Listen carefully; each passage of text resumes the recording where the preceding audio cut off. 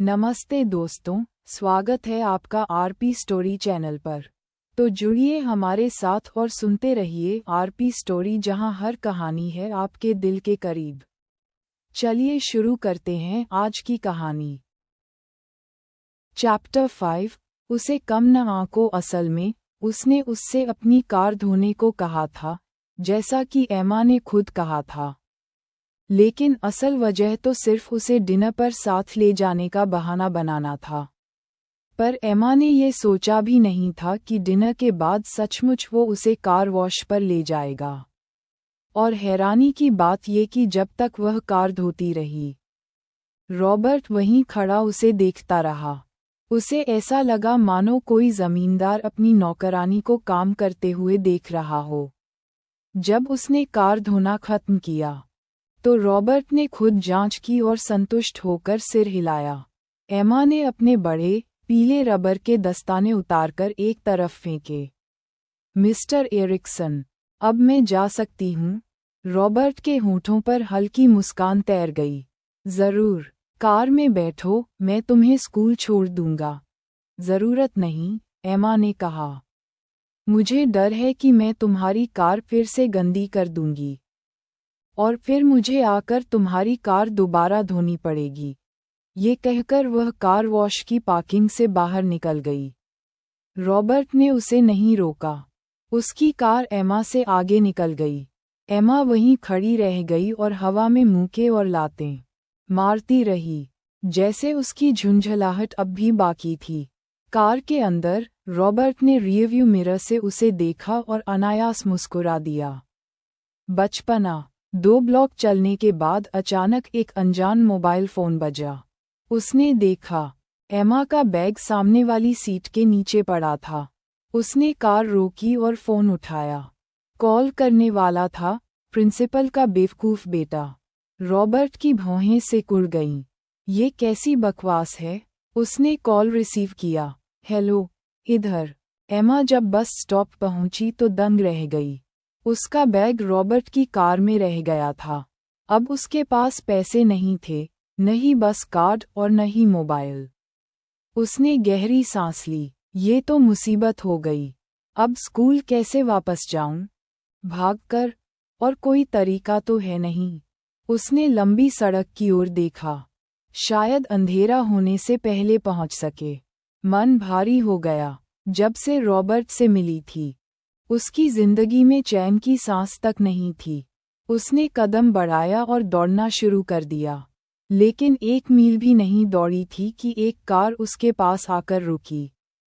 उसने गौर से देखा। क्या ये वही कार नहीं थी जिसे उसने अभी धोया था? सामने वाली खिड़की नीचे हुई। रॉबर्ट ने ठंडी नजरों से देखा। कार में बैठो। एमा पास आए, मगर बैठने का इरादा नहीं था। मेरा बैग दे दो, रॉबर्ट बोला। यहाँ से स्कूल तक पैदल जाने में तुम्हें 1.5 घंटे लगेंगे। क्या तुम्हें अब भी लगता है कि समय पर क्लास पहुँच पाओगी? एमा ने कलाई मोड़कर घड़ी देखने का अभिनय किया और तुरंत दरवाज़ा खोलकर बैठ गई। रॉबर्ट के होठों पर फिर से मुस्कान आई और उसने कार स्टार्ट कर दी। अभी तुम्हारे फ़ोन पर कॉल आया था। एमा ने फ़ोन उठाया और भौहें चढ़ा लीं। तुमने मेरा फ़ोन उठाया? अगर कोई ज़रूरी बात होती तो? एमा ने होंठ दबाए। उसने क्या कहा? बस यही पूछा कि मैं कौन हूँ और तुम कहाँ हो। तो तुमने क्या जवाब दिया? क्या ये ज़रूरी है? ये मेरा फ़ोन है। तुमने खुद से कॉल उठाया। अब क्यों मुझे पूरी बात नहीं बता रहे? ये सही नहीं है, रॉबर्ट ने बेफिक्री से कहा। मैंने कहा, मैं तुम्हारा ब्लैकमेल टारगेट हूँ। तुम्हारा बैग मेरी कार में है। एमा ने चैन की सांस ली और कुछ नहीं बोली। रॉबर्ट ने भौहें उठाईं। कोई बॉयफ्रेंड है? क्या तुम दोनों में झगड़ा हुआ? एमा ने उसे घूरा। इससे आपको क्या फ़र्क पड़ता है, मिस्टर एरिक्सन? रॉबर्ट के होंठ फिर से मुस्कुरा उठे। ये औरत सचमुच दिलचस्प है। कोई भी उसे जीतना चाहेगा। वह कार चलाकर नॉर्दर्न सिटी यूनिवर्सिटी के गेट पर पहुंचा। एमा उतरी और सिर झुकाकर बोली, मिस्टर एरिक्सन, मुझे यहाँ तक छोड़ने के लिए धन्यवाद। अलविदा। फिर बिना कुछ कहे स्कूल की ओर बढ़ गई। लेकिन कुछ ही कदम चली थी कि आवाज आई, एमा। उसने मुड़कर देखा। स्कूल गेट के पास एक पोर्शे खड़ी थी। कार के दरवाजे के पास एक लंबा और हैंडसम लड़का खड़ा था, हाथ बांधे मुस्कुराते हुए। एमा उसे देखते ही खुश हो गई और दौड़कर उसके गले लग गई। सामने खड़ी बेंटली से रॉबर्ट का चेहरा फीका पड़ गया। क्या वो मेयर परिवार का बड़ा बेटा जैक मेयर है? उसने एमा ग्रीन को पूरी तरह कम आंका था। एमा ने जैक को छोड़कर मुस्कुराते हुए कहा, भाई, लेकिन आपने तो कहा था कि आपको देश लौटने में 2 महीने लगेंगे। पापा का कुछ दिन पहले पैर टूट गया, इसलिए मैं जल्दी आ गया। एमा का चेहरा सख्त हो गया। अच्छा, क्या तुम चाहती हो कि मैं तुम्हें उनसे मिलवाऊं? उसने हल्के से सिर हिलाया। मैं उनसे नहीं मिलना चाहती। अब तक माफ नहीं कर पाए। उसने गहरी सांस छोड़ी। मैं कैसे माफ कर सकती हूँ? वैसे भी मैं अपनी जगह जानती हूँ। एमा, ऐसा मत कहो। मैंने तुम्हें कभी पराया नहीं समझा। वह मुस्कुराई और सिर हिलाया। मुझे पता है। जैक ने बेंटली की ओर देखा जो अभी अभी वहां से निकली थी। क्या वो शख्स रॉबर्ट एरिक्सन था? हाँ। तुम उसे कैसे जानती हो? मैं उसके भाई की ट्यूटर हूँ। क्या अब भी काम कर रही हो? मैंने जो कार्ड तुम्हें दिया था, तुम अब भी इस्तेमाल नहीं कर रही? एमा चुप रही, बस मुस्कुराई। जैक ने आह भरी। वो मेयर परिवार का पैसा नहीं था। वो मेरी बहन को जेब खर्च देने की मेरी इच्छा थी। लेकिन तुम्हारा नाम तो मेयर है, एमा। जिद मत करो। मुझे अब भी तुम्हारे लिए अफसोस होता है। अफसोस कैसा? मुझे अपनी जिंदगी बहुत पसंद है। ये मुझे पूरा महसूस कराती है। अगर कुछ और नहीं तो कम से कम मुझसे ये वादा करो कि रॉबर्ट एरिक्सन से दूर रहोगी। वो बहुत खतरनाक है। तुम्हें उसे छेड़ना भी नहीं चाहिए। समझी? एमा हंसी। मुझे पता है। मैं बेवकूफ नहीं हूँ। जैक ने उसके सिर पर हाथ फेरा। आज रात मेरे साथ डिनर करना। आप अभी अभी वापस आए हैं। आपको बहुत सी पार्टियों में जाना होगा। किसकी पार्टी? मेरी बहन से ज़्यादा ज़रूरी है। तुम्हें लेने आऊँगा। ज़रूरत नहीं। बस जगह बता दो, मैं खुद पहुँच जाऊंगी। जैक ने भौहें सिकोड़ लीं। क्या तुम्हें दोपहर में भी काम करना है? हाँ। कमाल हो तुम। वह मुस्कुराई और समय देखा। भाई, मुझे क्लास के लिए जाना है। बस पता भेज देना। वह दौड़कर स्कूल के अंदर चली गई।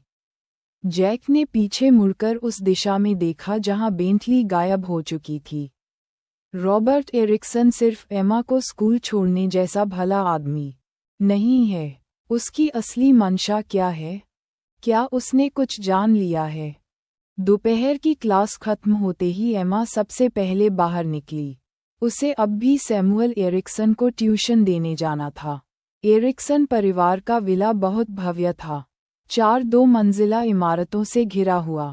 पहली 2 इमारतें रॉबर्ट के छोटे भाई सैमुअल और छोटी बहन के लिए थीं। दूसरी इमारत पहले दूसरे भाई की थी, लेकिन शादी के बाद वह वहां से चला गया। और सबसे बड़ी इमारत, मुख्य विला, रॉबर्ट का था, क्योंकि हर भाई बहन की अपनी अलग रिहाइश थी। एमा ज्यादातर समय सैमुअल को उसी के घर में पढ़ाती थी। उन 3 महीनों में उसने रॉबर्ट को सिर्फ 2 बार देखा था। पहली बार नौकरी के इंटरव्यू में, जब उसने एमा को कुछ सवाल दिए और उसने सब हल कर लिए। दूसरी बार, जब सैमुअल के रिजल्ट सुधर गए और उसने एमा को एक कीमती हार देना चाहा, लेकिन उसने ठुकरा दिया। उस समय एमा ने कभी नहीं सोचा था कि कुछ ही दिनों में रॉबर्ट से इतनी बार सामना होगा। उससे बचने के लिए वह सीधे सैमुअल के घर पहुंची। स्टडी के दरवाजे पर पहुंचकर उसने राहत की सांस ली और दस्तक दी। अंदर आओ। वह दरवाजे पर ही रुक गई, चौंक गई। ये आवाज़ तो क्या ये रॉबर्ट नहीं है? उसने दरवाज़ा खोला और सचमुच अंदर रॉबर्ट बैठा था, सैमुअल नहीं। मिस्टर एरिक्सन, आप यहाँ क्यों हैं? रॉबर्ट ने शांत स्वर में कहा, ये मेरा घर है। मैं तुम्हारा इंतज़ार कर रहा था। मेरा इंतज़ार? क्या सैमुअल ने मुझे बुलाया था? बिल्कुल, लेकिन अब से मुझे लगता है तुम्हें यहीं रहना चाहिए और पूरी तरह सैमुअल की पढ़ाई पर ध्यान देना चाहिए। यहाँ रहना? एमा हड़बड़ाकर बोली। चैप्टर 6। हाँ, बिल्कुल। सैमुअल की कॉलेज प्रवेश परीक्षा में अभी 1 महीना बाकी है। ये समय उसके लिए बहुत महत्वपूर्ण है, इसलिए उसे पूरी मदद देने के लिए तुम्हारा यहीं रहना ज़्यादा सुविधाजनक होगा, रॉबर्ट शांत स्वर में बोला। लेकिन एमा के लिए ये सुनकर शांत रह पाना आसान नहीं था। नहीं, मिस्टर एरिक्सन, मैं तो बस एक स्टूडेंट हूँ। मुझे हॉस्टल में ही रहना चाहिए। और फिर, ये जगह मेरे स्कूल से बहुत दूर है। आना जाना आसान नहीं होगा। मैं तुम्हारे स्कूल में रहने की समस्या हल करवा सकता हूँ। और अगर दूरी की दिक्कत है, तो तुम्हें कार से छोड़ दिया जाएगा। यह कोई समस्या नहीं है। ज़रूरत नहीं। मेरा मतलब है, एक लड़का और लड़की का साथ में रहना ठीक नहीं है। ये तो गैरकानूनी सहनिवास होगा। रॉबर्ट ने व्यंग्य भरी मुस्कान दी। मुझे नहीं पता था कि तुम्हारे विचार इतने अश्लील हैं। कहीं तुम्हें सैमुअल पसंद तो नहीं? मिस्टर एरिक्सन, इस तरह बोलकर आप ही गंदे विचार प्रकट कर रहे हैं। सैमुअल तो बस मेरा स्टूडेंट है। तो क्या तुम्हें मैं पसंद हूँ? उसने बिना सोचे तुरंत जवाब दिया, बिल्कुल नहीं। जब तुम्हें हम भाइयों में से कोई भी पसंद नहीं, तो फिर डर किस बात का? मिस ग्रीन, याद दिलाना चाहता हूँ कि उस रात पहल तुमने ही की थी। तुम, एमा का चेहरा लाल हो गया। तुम मर्द हो। मुझे विश्वास नहीं कि तुम्हारे पास मुझे ठुकराने की ताकत नहीं थी। रॉबर्ट हंस पड़ा। तुम शायद मर्दों को ठीक से जानती नहीं हो, तभी तो ये नहीं समझ पाई कि ज़्यादातर मर्द उस औरत को कभी ठुकराते नहीं जो खुद उनकी बाहों में गिर पड़े, सिवाय इसके कि उस मर्द की मर्दानगी में कमी हो। उसकी बातों से एमा और भी लाल हो गई, शर्म से या गुस्से से कहना मुश्किल था। रॉबर्ट ने उसकी झेप नज़रअंदाज की और आगे बोला, वैसे मुझे टेड स्मिथ और जैक मेयर के बारे में थोड़ी जिज्ञासा है। क्या उनकी भी मर्दानगी में कमी है? नहीं तो उन्होंने तुम्हें पहली बार मेरे पास क्यों जाने दिया? ये कैसी बकवास कर रहे हो? एमा बेचैन हो उठी। वो टेड को कैसे जानता है, और फिर उसके भाई का नाम क्यों लिया? क्या तुमने मेरी जासूसी करवाई है? मेरे पास इतना वक्त नहीं है। कल बारिश में तुम्हें टेड स्मिथ से बातें करते देखा था। आज तुम उसी जगह जैक मेयर को गले लगा रही थीं। मिस ग्रीन, लगता है मैंने तुम्हारी विपरीत लिंग के साथ निपटने की क्षमता को काफी कम आंका था। एमा ने घूरकर देखा। ये पहली बार था जब रॉबर्ट को ऐसी औरत मिली जो उससे डरती नहीं थी। वह बिल्कुल छोटे जंगली बिल्ली के बच्चे जैसी थी, जो हर पल झपटने को तैयार हो। क्या हुआ? अपने बचाव में कुछ कहने को नहीं है? एमा ने दांत बींचते हुए कहा, मैं तुम्हें इतनी करीब से नहीं जानती कि अपने राज बताऊं। और मेरी निजी जिंदगी में दखल देने का तुम्हें कोई हक नहीं। इसके अलावा, तुमने मुझसे वादा किया था कि हमारे बीच की बातें राज रहेंगी। बिल्कुल। मैंने तो किसी को यह नहीं बताया कि तुम मेरे साथ सोई थी। है ना? एमा ने गहरी सांस ली और खुद को समझाया, तुम्हें तो भविष्य में अध्यापिका बनना है। सब्र करो। तो फिर अभी मेरी लव लाइफ पर टिप्पणी करने का मतलब क्या है? मैं तो बस तुम्हारी बातों के आधार पर तर्क कर रहा हूँ। वैसे भी, मेरे घर में तुम ही अकेली बाहरी नहीं रह रही हो। इसे गैरकानूनी सहनिवास मानने का कोई मतलब नहीं। तुम भी बाकी कर्मचारियों जैसी हो। मैं तुम्हें खाना और रहने की जगह दूंगा। तुम्हारी जिम्मेदारी होगी सैमुअल को पढ़ाना, बस इतना ही। उसी वक्त सैमुअल ने दरवाज़ा खोला और भीतर आ गया। रॉबर्ट उठ खड़ा हुआ और बाहर निकलते हुए बोला, मिस ग्रीन का यहाँ रहना तय हो चुका है। अब तुम लोग पढ़ाई शुरू करो। एमा हक्की बक्की रह गई। तय? किससे तय? सब तो उसी ने अपनी मर्जी से फैसला कर लिया। लेकिन सोचने पर उसे भी लगा कि ये बुरा नहीं है। वो वैसे भी हॉस्टल से निकलने का सोच रही थी, और चूंकि रॉबर्ट उससे नफरत करता है, तो डर किस बात का।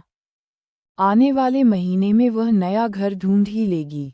ट्यूशन खत्म होते ही वह भागते भागते रेस्टोरेंट पहुंची। जैक पहले से ही खाना ऑर्डर कर चुका था। इतनी थकी थकी क्यों लग रही हो? जैक ने पूछा। वो पानी पीते हुए बोली, मैंने दूसरों को पढ़ाया, बैठे बैठे पढ़ाया, इसमें थकने जैसा क्या है? जैक मुस्कुराया। लड़की, शिकायत करना नहीं आता तुम्हें? ये तो कोई दुख झेलने जैसा नहीं है भाई। तुम हमेशा क्यों सोचते हो कि मैं दुनिया की सबसे बेचारी हूँ? असल में मैं बहुत ठीक हूँ। उसके होंठों पर मुस्कान थी और वो खाने में मग्न हो गई। जैक कभी कभी उसे खाना परोस देता। दोनों एक दूसरे को देखकर मुस्कुराते। एमा बहुत खुश महसूस कर रही थी। तभी एक परछाई उन पर आकर गिरी। एमा ने सिर घुमाकर देखा। एक औरत उसके बगल खड़ी थी, और उसी पल उसका सारा भूख मिट गया। जैक खड़ा हो गया और त्योरियां चढ़ाकर बोला, इल्सा, तुम यहाँ क्या कर रही हो? इल्सा ने ठंडी हंसी हंसी। भाई, ये क्या तरीका है? तुम विदेश से लौटे और अपनी बहन से मिलने तक नहीं आए, और यहाँ नाजायज़ बेटी के साथ बैठे हो। चुप रहो। क्या गलत कहा मैंने? वो नाजायज़ ही तो है। अपनी माँ के लिए भी कलंक। फिर तुम इसे इतना मान क्यों दे रहे हो? जैक का चेहरा सख्त हो गया। इल्सा, उससे बात करते वक्त जुबान संभालो भाई। आखिर मैं तुम्हारी असली बहन हूँ, और तुम इस बाहरी के लिए मुझ पर चिल्ला रहे हो। जब तुम इतनी बदतमीजी करोगी तो क्या और उम्मीद है? इल्सा झुंझलाई। बदतमीजी? जब मैंने सुना कि माँ के बारे में लोग इसके कारण बातें बना रहे थे, तो सच में इसे मार देना चाहती थी। फिर भी मैं बहुत रहमदिल हूँ। एमा का गुस्सा फूट पड़ा। वह खड़ी हो गई। दोनों की लंबाई लगभग बराबर थी। मिस मेयर, जरा इज्जत से बोलिए। पहली बात, मेरा कोई बाप नहीं है, तो अपने बाप को मेरे सिर पर मत डालिए। मुझे परवाह नहीं। दूसरी बात, मैंने मेयर परिवार का एक पैसा भी नहीं लिया, एक दाना भी खाया नहीं। जब मेरी माँ बीमार होकर अस्पताल में थी और उसे बचाने के लिए पैसों की ज़रूरत थी, तब भी मैंने मेयर परिवार से मदद नहीं मांगी। इसलिए इस परिवार का कोई भी मुझे कोसने का हक नहीं रखता। उसकी बातों से इल्सा का चेहरा लाल पड़ गया। तुम्हारा अस्तित्व ही कलंक है।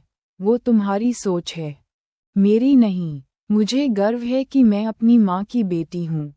उसने गहरी सांस ली और अपना बैग उठाया। $100 टेबल पर रखा और वेटर से कहा, बिल। फिर घूमकर चली गई। जैक उसके पीछे भागा और रोकने की कोशिश की। एमा, मेरी बात सुनो। इल्सा, तो बस भाई, और मत कहो। मेरी भी थोड़ी इज्जत रहने दो। मैं जा रही हूँ। ज़रूरत हो तो मुझे कॉल कर लेना। उसकी आंखें नम हो चुकी थीं, लेकिन मुस्कुराकर उसने जैक का हाथ छुड़ा लिया और तेजी से निकल गई। जैक ने पीछे मुड़कर इल्सा पर गुस्से से घूरा, अब संतुष्ट हो, और रेस्टोरेंट से निकल गया। एमा लगभग 1 मील पैदल चली और फिर सड़क किनारे बैठ गई। उसे ट्रैफिक देखना अच्छा लगता था, क्योंकि हर गाड़ी वाले के पास घर होता है। उसने आह भरी, माँ, मुझे आपकी बहुत याद आ रही है। इसी दौरान रॉबर्ट की कार ट्रैफिक सिग्नल पर रुकी हुई थी। लगभग 10 मिनट तक उसकी नज़र एमा पर टिकी रही।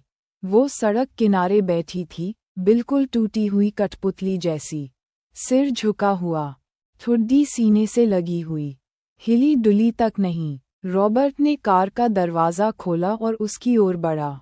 एमा की आंखों के सामने काले लेदर के जूते दिखाई दिए। उसने भौहें सिकोड़कर ऊपर देखा, उसके गाल अब भी आंसुओं की लकीरों से चमक रहे थे।